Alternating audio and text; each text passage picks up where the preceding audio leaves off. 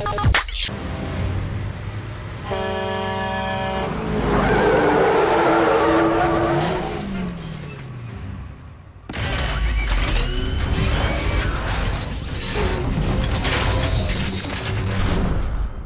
name is Optimus Prime, and we need your help.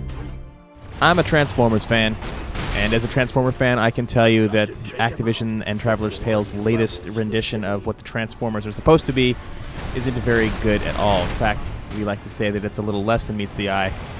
Throw in your bad Transformer puns here.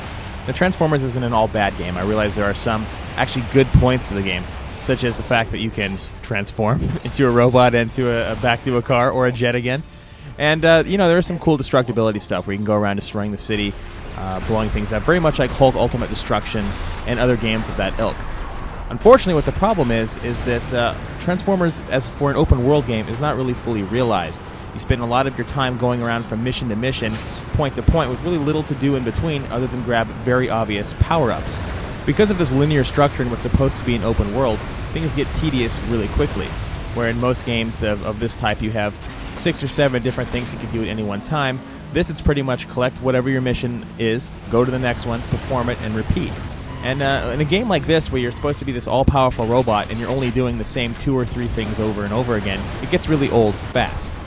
So what is it that you're doing over and over again? Well, basically, there's 3 different types of missions in Transformers. The first is your standard race type, which basically moves you from point to point, going from checkpoint to checkpoint.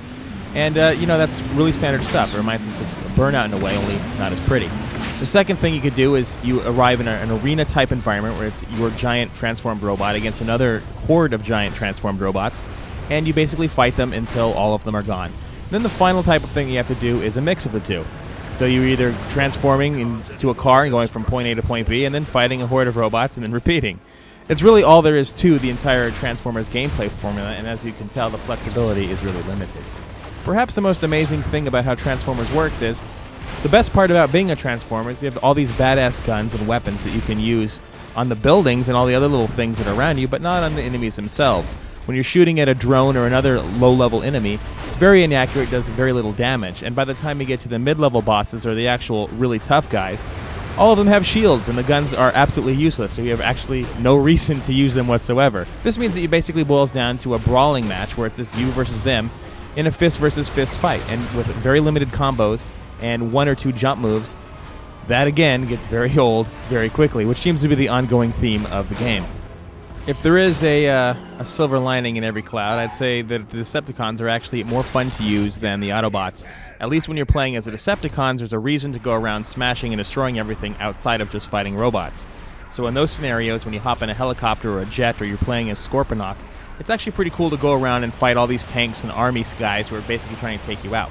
When you put those two sides together, and the fact that there is at least a moderate amount of city that you can blow up and explore, then at least salvages itself as a somewhat mediocre experience. But when you compare it to other games like Hulk or Grand Theft Auto or any other titles I mentioned before, it really falls short, and it becomes how obvious this is more of a cash-in on a popular license than an actually well-developed game. So what's the bottom line? What's this mean for you? It means that I gave this game a 5.7 on both the PS3 and Xbox 360.